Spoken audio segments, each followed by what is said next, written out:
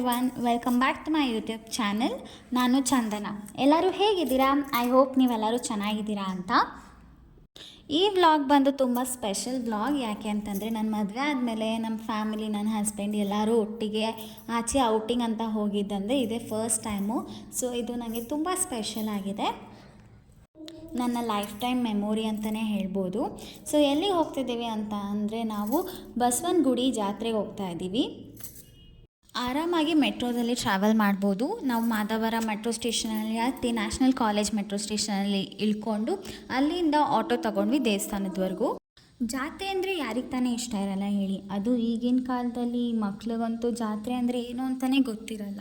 ಅಲ್ಲಿ ತುಂಬ ಜನ ಅವ್ರ ಮಕ್ಳನ್ನ ಕರ್ಕೊಂಬಂದು ಈ ಜಾತ್ರೆ ಎನ್ವೈರನ್ಮೆಂಟ್ನ ಮಕ್ಕಳಿಗೆಲ್ಲ ತೋರಿಸಿದ್ದನ್ನು ನೋಡಿ ತುಂಬ ಖುಷಿ ಆಯಿತು. ನಾವು ಚಿಕ್ಕ ವಯಸ್ಸಲ್ಲಿದ್ದಾಗ ನಮ್ಮ ಅಪ್ಪ ನಮ್ಮ ಅಣ್ಣನ ಈ ಜಾತ್ರೆಗೆ ಕರ್ಕೊಂಬರ್ತಾ ಇದ್ದಿದ್ದು ನೆನಪು ತುಂಬ ಆಯಿತು.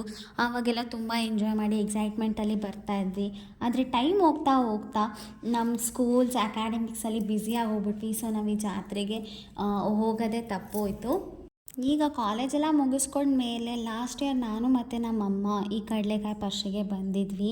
ಹಳೆ ಮೆಮೊರೀಸ್ ಎಲ್ಲ ಮತ್ತೆ ವಾಪಸ್ ಬಂದಿತ್ತು. ತುಂಬ ಎಂಜಾಯ್ ಮಾಡಿದೆ ನಾನು ಈ ಜಾತ್ರೆನ. ಆ್ಯಂಡ್ ನೆಕ್ಸ್ಟ್ ಇಯರು ಮಿಸ್ ಮಾಡದೆ ಬರಬೇಕು ಅಂತ ಅಂದ್ಕೊಂಡಿದ್ದೆ. ಬಟ್ ನಾನು ಇನ್ನು 1 ವರ್ಷದಲ್ಲೇ ಈ ಜಾತ್ರೆಗೆ ನಾನು ನನ್ನ ಹಸ್ಬೆಂಡ್ ಜೊತೆ ಬರ್ತೀನಿ ಅಂತ ನಾನು ಎಕ್ಸ್ಪೆಕ್ಟೇ ಮಾಡಿರಲಿಲ್ಲ. ಆ ದೇವ್ರ ಕೃಪೆಯಿಂದ within a span of 1 year ನನಗೆ ಮದುವೆ ಆಯಿತು. ನನಗೆ ಹೇಗೆ ನನ್ನ ಚೈಲ್ಡ್ಹುಡ್ ಮೆಮೊರೀಸ್ ಎಲ್ಲ ಈ ಜಾತ್ರೆಯಲ್ಲಿ ನೆನಪಾಯಿತು, ನನ್ನ ಹಸ್ಬೆಂಡ್ಗೂ ಹಾಗೆ ನೆನಪಾಯಿತು.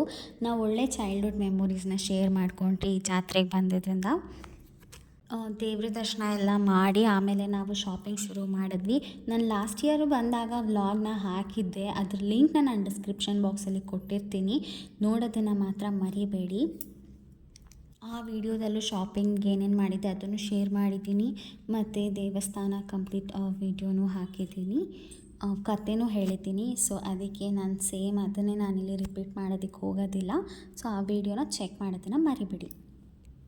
ಈ ಕಡಲೆಕಾಯಿ ಪರಿಷೆ ಎಷ್ಟು ನಡೀತೆ ಅಂತಂದರೆ ಬುಲ್ ಟೆಂಪಲ್ ಹತ್ರ ಶುರು ಆದರೆ ಆ ರೋಡ್ ಉದ್ದಕ್ಕೂ ಇದೆ. ಆ್ಯಂಡ್ ಈ ಶ್ರೀ ಗೋವರ್ಧನ ಕ್ಷೇತ್ರದಲ್ಲಿ ಕೃಷ್ಣನ ದೇವಸ್ಥಾನದ ಹತ್ರ ಮುಗಿಯುತ್ತೆ. ಆ್ಯಂಡ್ ಇಷ್ಟೆಲ್ಲ ಶಾಪಿಂಗ್ ಮಾಡಿ ಡೇ ಪೂರ್ತಿ ಅಲ್ಲಿ ನಾವು ಸ್ಪೆಂಡ್ ಮಾಡಿ ಏನೂ ತಿಂದಿಲ್ಲ ಅಂತಂದರೆ ಹೇಗೆ, ಒಂದು ಸೋಡಾ ಕುಡಿದ್ವಿ. ಆ್ಯಂಡ್ ಈ ಕತೆ ನನಗೆ ಹೇಳಲೇಬೇಕು. ಅಲ್ಲೆಲ್ಲ ನಾನು ವೀಡಿಯೋಸ್ ತೊಗೋತಿರ್ಬೇಕಾದ ಈ ಮಗು ಫೋಟೋ ತೊಗೊಳ್ಳಿ ಅಂತ ಅವರು ಹೇಳಿದ್ರು. ಸೊ ಅದಕ್ಕೆ ಈ ಫೋಟೋ ನಾನು ಮಿಸ್ ಮಾಡದೆ ಹಾಕ್ತಿದ್ದೀನಿ. ತುಂಬ ಮುದ್ದಾಗಿತ್ತು ಆ ಮಗು. ನಾವು ಮಧ್ಯಾಹ್ನ ಈ ಜಾತ್ರೆಗೆ ಜಾಯ್ನ್ ಆಗಿದ್ದು. ಎಲ್ಲ ಮುಗಿಯೋ ಅಷ್ಟೊತ್ತಿಗೆ ನಮ್ಮ ಶಾಪಿಂಗ್ ಆಗಲಿ ನಮ್ಮ ಟೈಮ್ ಸ್ಪೆಂಡ್ ಎಲ್ಲನೂ ಸಂಜೆ ಅಷ್ಟೊತ್ತಿಗೆ ಆಯಿತು. ಸೊ ನಮ್ಮಪ್ಪ ನಮ್ಮ ಜೊತೆ ಇರಲಿಲ್ಲ. ನಮ್ಮಪ್ಪ ಕಾಲ್ ಮಾಡಿದಾಗ ಹೋಟ್ಲಲ್ಲಿ ಡಿನ್ನರ್ ಮಾಡ್ಕೊಂಡು ಹೋಗೋಣ ಅಂತ ಕಾಲ್ ಮಾಡಿ ನಮ್ಮಪ್ಪನ ನಾವು ಜಾಯ್ನ್ ಆದ್ವಿ. ನಾವು ಒಳ್ಳೆ ಜೋಳದ ರೊಟ್ಟಿ ಊಟಕ್ಕೆ ಹೋಗಿದ್ವಿ. ಜೋಳದ ರೊಟ್ಟಿ ಊಟ ಅಂತಂದರೆ ನಾವು ರಾಜಾಜಿನಗರಲ್ಲಿರೋ ಹೋಟೆಲ್ ನಳಪಾಕಗೆ ಹೋಗೋದು. ಅಲ್ಲಿ ನಾವು ತುಂಬ ಸಲ ಹೋಗಿದ್ದೀವಿ. ಟೇಸ್ಟ್ ತುಂಬ ಚೆನ್ನಾಗಿರುತ್ತೆ. ಒಳ್ಳೆ ಬಾಳೆ ಎಲೆ ಊಟದಲ್ಲಿ 3 ಥರ ಪಲ್ಯ, ಸ್ಯಾಲೆಡ್, ಚಟ್ನಿ, ಪಾಯಸ, ಮಜ್ಜಿಗೆ ಎಲ್ಲನೂ. ಆ್ಯಂಡ್ ರೊಟ್ಟಿ ಮೇಲೆ ಬೆಣ್ಣೆ ಅಂತೂ ಕಂಜೂಸ್ತಾನ ಮಾಡೋದೇ ಇಲ್ಲ, ತುಂಬಾ ಹಾಕ್ತಾರೆ. ಟೇಸ್ಟು ಅಷ್ಟೇ ಚೆನ್ನಾಗಿರುತ್ತೆ. ಹೊಟ್ಟೆ ತುಂಬ ಊಟ ತಿಂದಿದ್ದಾಯಿತು. ಇವಾಗ ಏನೇನು ಶಾಪ್ ಮಾಡಿದೆ ಅಂತ ನಾನು ನಿಮಗೆ ತೋರಿಸ್ತೀನಿ.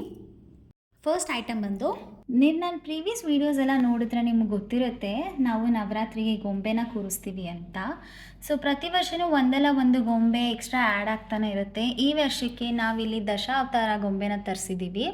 ನೀವು ಯಾವುದೇ ಒಂದು ನನ್ನ ಗೊಂಬೆದು ವೀಡಿಯೋ ನೋಡಿಲ್ಲ ಅಂತ ಅಂದರೆ ಲಿಂಕ್ನ ನಾನು ಡಿಸ್ಕ್ರಿಪ್ಷನ್ ಬಾಕ್ಸಲ್ಲಿ ಕೊಟ್ಟಿರ್ತೀನಿ, ಚೆಕ್ ಮಾಡೋದನ್ನು ಮರಿಬೇಡಿ. ನೆಕ್ಸ್ಟ್ ಗೊಂಬೆ ಬಂದು ಇದು ಬ್ಯೂಟಿಫುಲ್ ಆಗಿ ಲಕ್ಷ್ಮಿ ಆಗಿರುವಂಥ ಲಕ್ಷ್ಮಿ ಬೊಂಬೆ. ಇದೂ ನಮ್ಮ ದಸರಾ ಗೊಂಬೆ ಕಲೆಕ್ಷನ್ಗೆ ಆ್ಯಡ್ ಆಗಿದೆ. ತಾಯಿ ಮಗು ಸಂಬಂಧನ ರೆಪ್ರೆಸೆಂಟ್ ಮಾಡುವಂಥ ಯಶೋಧ ಮತ್ತು ನಮ್ಮ ಮುದ್ದು ಕೃಷ್ಣ ಈ ಗೊಂಬೆ ಮತ್ತು ದಸರಾ ಕಲೆಕ್ಷನ್ಗೆ ಆ್ಯಡ್ ಆಗಿದೆ. ಮಣ್ಣಿನ ಗೊಂಬೆಗಳೆಲ್ಲ ಮುಗೀತು. ಈಗ ಸೆರಾಮಿಕ್ಕಿಂದು ಪಿಕಾಕ್ ಮತ್ತು ಫಿಶಸ್.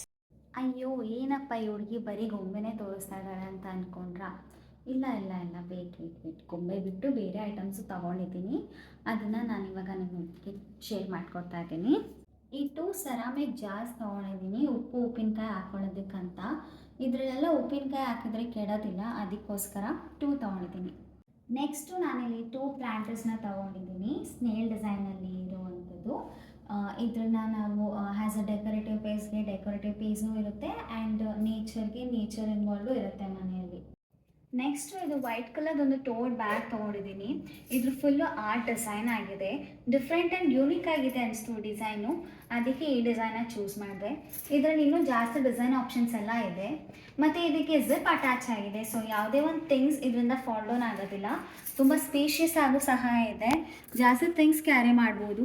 ಶಾಪಿಂಗ್ ಎಲ್ಲನೂ ತುಂಬ ಚೆನ್ನಾಗಿರುತ್ತೆ ಬ್ಯಾಗು ಅಂತ ತೊಗೊಂಡೆ. ಸೇಮ್ ಅದೇ ಥರದ ಬ್ಯಾಗು ಇನ್ನೊಂದು ತೊಗೊಂಡಿದ್ದೀನಿ, ಬಟ್ ಡಿಫ್ರೆಂಟ್ ಡಿಸೈನಲ್ಲಿ. ಇದೊಂಥರ ಪೋಚಂಪಲ್ಲೆ ಡಿಸೈನ್ ಥರ ಬಂದಿದೆ, ಇದು ಡಿಫ್ರೆಂಟ್ ಆಗಿದೆ ಅಂತ ತೊಗೊಂಡೆ. ನೆಕ್ಸ್ಟು ಇದು ತುಂಬ ಕ್ಯೂಟಾಗಿ ಕಿಟ್ಟಿ ಪ್ರಿಂಟಲ್ಲಿರುವಂಥ ಸಾಕ್ಸ್ ಕಮ್ ಚಪ್ಪಲ್ ತೊಗೊಂಡಿದ್ದೀನಿ. ವಿಂಟರ್ಸ್ ಬರೋದ್ರಿಂದ ತುಂಬ ಕಾಲೆಲ್ಲ ಒಡಿತಿದೆ, ತುಂಬ ಸಾಫ್ಟಾಗಿ ಕಾಲು ತುಂಬ ಚೆನ್ನಾಗಿರೋದಕ್ಕೋಸ್ಕರ ತೊಗೊಂಡೆ. And this is anti slip also. And ಇಲ್ಲಿ ಸೆಟ್ ಆಫ್ 4 ಕುಕಿಂಗ್ ವೆಸಲ್ಸ್ ತೊಗೊಂಡಿದ್ದೀನಿ. ಡಿಫ್ರೆಂಟ್ ಸೈಜಸಲ್ಲಿದೆ. ಅದು ತುಂಬ ಬೆಸ್ಟ್ ಆಪ್ಷನ್ ಅಂತ ಅನಿಸ್ತು, ಚೀಪ್ ಆ್ಯಂಡ್ ಬೆಸ್ಟ್ ಆಗಿತ್ತು, ಅದಕ್ಕೆ ತೊಗೊಂಡೆ ನಾನು ಇದನ್ನು. ಇನ್ನೂ ಒಂದು ಕುಕಿಂಗ್ ವೆಸಲ್ನ ತೊಗೊಂಡಿದ್ದೀನಿ, ಸೆಟ್ ಆಫ್ 3. ಇದು ಡಿಫ್ರೆಂಟ್ ಶೇಪಲ್ಲಿದೆ ಆ್ಯಂಡ್ ರೆಡ್ ಕಲರಲ್ಲಿ ಕೋಟಿಂಗ್ ಇದೆ ಔಟರ್ ಲೇಯರ್. ತುಂಬ ಕ್ಯೂಟಾಗಿ ಚೆನ್ನಾಗಿದೆ ಅಂತ ಅನಿಸ್ತು, ಅದಕ್ಕೆ ಇದೊಂದು ತೊಗೊಂಡಿದ್ದೀನಿ. ಆ್ಯಂಡ್ ಮೇಯ್ನಾಗಿ ಕಡಲೆಕಾಯಿ ಪರ್ಚೇಗೆ ಹೋಗಿ ಕಡಲೆಕಾಯಿ ತೊಗೊಳಿದ್ನಂದರೆ ಹೇಗೆ, ಸೊ ಮ್ಯಾಂಡೇಟರಿ ಕಡಲೆಕಾಯಿ ಪರ್ಚೇಸ್ ಆಯಿತು. ಸೊ ಇಷ್ಟು ನನ್ನ ಬಸವನಗುಡಿ ಜಾತ್ರೆ ಶಾಪಿಂಗ್ ಆ್ಯಂಡ್ ವಿಡಿಯೋ ಆಗಿತ್ತು. ಈ ಬಸವನಗುಡಿ ಕಡಲೆಕಾಯಿ ಪರ್ಚೇಗೆ ನಾನು ನಮ್ಮ ಅಮ್ಮ ಮತ್ತು ನನ್ನ ಹಸ್ಬೆಂಡ್ ಜೊತೆ ಹೋಗಿದ್ವಿ. ಆ್ಯಂಡ್ ಇದು ನೆಕ್ಸ್ಟ್ ಡೇದೇ ಕಂಟಿನ್ಯೂಷನ್ ಬ್ಲಾಗ್ ಆಗಿದೆ. ನೆಕ್ಸ್ಟ್ ಡೇ ನಾನು ನನ್ನ ಹಸ್ಬೆಂಡ್ ಮತ್ತು ಹಸ್ಬೆಂಡ್ ಫ್ಯಾಮಿಲಿ ಅವರೆಲ್ಲರೂ ಮನೆ ದೇವ್ರ ದೇವಸ್ಥಾನಕ್ಕೆ ಹೋಗಿದ್ವಿ. ಮದುವೆ ಆದಾಗ ಮನೆ ದೇವ್ರ ದೇವಸ್ಥಾನಕ್ಕೆ ಹೋಗೋದು. ಈ ದೇವಸ್ಥಾನ ಬಂದು ಕನಕಪುರ ಹತ್ರ ಇರೋ ಶಿವನಹಳ್ಳಿಯಲ್ಲಿ ಒಂದು ವೀರಭದ್ರಸ್ವಾಮಿ ದೇವಸ್ಥಾನ ಇದೆ, ಅದೇ ನಮ್ಮ ಮನೆ ದೇವರು. ಈಗ ನಾನು ಈ ದೇವಸ್ಥಾನಕ್ಕೆ ಫಸ್ಟ್ ಟೈಮ್ ವಿಸಿಟ್ ಮಾಡ್ತಾ ಇರೋದು. ಇಲ್ಲಿ ನನ್ನ ಹಸ್ಬೆಂಡ್ ಫ್ಯಾಮಿಲಿ ಅವರೆಲ್ಲ ಹೇಳ್ತಿರೋ ಪ್ರಕಾರ ಇದು ತುಂಬ ಪುರಾತನ, ತುಂಬ ಹಳೆಯ ದೇವಸ್ಥಾನ, ತುಂಬ ದೊಡ್ಡದಾಗಿತ್ತು. ಬಟ್ ಇವಾಗ ಲಾಸ್ಟ್ ಫ್ಯೂ ಇಯರ್ಸಿಂದ ಡೆಮಾಲಿಷ್ ಮಾಡಿದ್ದಾರೆ. ಸೊ ಇಲ್ಲಿ ಏನೂ ಒಳ್ಳೆ ಮೇಂಟೆನೆನ್ಸ್ ಇಲ್ಲ, ಪಾರ್ಕಿಂಗ್ ಏರಿಯಾ ಏನೂ ಇಲ್ಲ. ಬಟ್ ದೇವರು ಮಾತ್ರ ಚೆನ್ನಾಗಿತ್ತು, ನನಗೆ ತುಂಬ ಖುಷಿ ಆಯಿತು. ಆ್ಯಂಡ್ ಈ ದೇವಸ್ಥಾನದ ಎದುರುಗಡೆ ನಾಗರಕಲ್ಲಿದೆ ಆ್ಯಂಡ್ ಸುತ್ತಲೂ ದೀಪ ಎಲ್ಲ ಅಂಟಿಸ್ತಾರೆ. ಆ್ಯಂಡ್ ಈ ದೇವಸ್ಥಾನದ ಎದುರುಗಡೆ ಈ ಬಸವಣ್ಣದೊಂದು ದೊಡ್ಡ ಸ್ಟ್ಯಾಚು ಇಟ್ಟಿದ್ದಾರೆ. ಈ ಸ್ಟ್ಯಾಚುನ ಹೊಸದಾಗಿ ಕಟ್ಟಿರೋದು. ಈ ಬಸವಣ್ಣ ಸ್ಟ್ಯಾಚುವಿಂದ ಆಲ್ ಓವರ್ ವ್ಯೂ ಇದು. ಓಕೆ, ನಾವು ಈ ದೇವಸ್ಥಾನ ಮುಗಿಸ್ಕೊಂಡು ಮನೆಗೆ ಹೊರಡೋ ಟೈಮಲ್ಲಿ ಆನ್ ದ ವೇ ನಮಗೆ ಅಲ್ಲಿ ಶ್ರೀ ಆಶಾಪುರ ಮಾತಾಜಿ ಟೆಂಪಲ್ ಸಿಗುತ್ತೆ. ಫ್ರಮ್ ಕಗ್ಲಿಪುರ ಟು ಬನ್ನರ್ಘಟ್ಟ ರೋಡಲ್ಲಿ ಇರುವಂಥ ಟೆಂಪಲ್ ಇದು. ಇದ್ರ ಲಿಂಕ್ ನಾನು ಡಿಸ್ಕ್ರಿಪ್ಷನ್ ಬಾಕ್ಸಲ್ಲಿ ಕೊಟ್ಟಿರ್ತೀನಿ. ನೀವೇನಾದರೂ ಆ ರೋಡಲ್ಲಿ ಯಾವತ್ತಾದರೂ ಟ್ರಾವೆಲ್ ಮಾಡಿದ್ರೆ ಈ ಟೆಂಪಲ್ಗೆ ವಿಸಿಟ್ ಮಾಡೋದನ್ನು ಮಾತ್ರ ಮರಿಬೇಡಿ, ಯಾಕಂದರೆ ಇದು ಅಷ್ಟು ಬ್ಯೂಟಿಫುಲ್ ಆಗಿದೆ. ಇದು ಜೈನ್ ಟೆಂಪಲ್ಸ್, ವೈಟ್ ಮಾರ್ಬಲ್ಸ್ ಹಾಕಿದ್ದಾರೆ ಆ್ಯಂಡ್ ಓವರಾಲ್ ತುಂಬ ದೊಡ್ಡದಾಗಿದೆ. ಗೋಲ್ಡನ್ ಟೆಂಪಲ್ ಥರ ವೈಬ್ಸ್ ಕೊಡ್ತಿದೆ ಇದು. ಆ್ಯಂಡ್ ಇಲ್ಲಿ ಊಟನೂ ಸಹ ಹಾಕ್ತಾರೆ. ಸೊ ಇವತ್ತಿನ ವ್ಲಾಗ್ ಇದಾಗಿತ್ತು. ನನ್ನ ಮದುವೆ ಆದಮೇಲೆ ನನ್ನ ಫಸ್ಟ್ ವ್ಲಾಗ್. ಇನ್ನು ಎಂಗೇಜ್ಮೆಂಟ್, ಮದುವೆ ಎಲ್ಲದರದ್ದು ಲೈನಾಗಿ ಬರ್ತಾ ಇರುತ್ತೆ. ಸೊ ನೀವಿನ್ನೂ ನನ್ನ ಚಾನಲ್ನ ಸಬ್ಸ್ಕ್ರೈಬ್ ಮಾಡಿಲ್ಲ ಅಂದರೆ ದಯವಿಟ್ಟು ಸಬ್ಸ್ಕ್ರೈಬ್ ಮಾಡಿ, ಲೈಕ್ ಮಾಡಿ, ಕಮೆಂಟ್ ಮಾಡಿ, ಹಾಗೆ ನಿಮ್ಮ ಫ್ಯಾಮಿಲಿ ಫ್ರೆಂಡ್ಸ್ ಎಲ್ಲರಿಗೂ ಶೇರ್ ಮಾಡಿ. Thank you so much for watching. Take care and bye.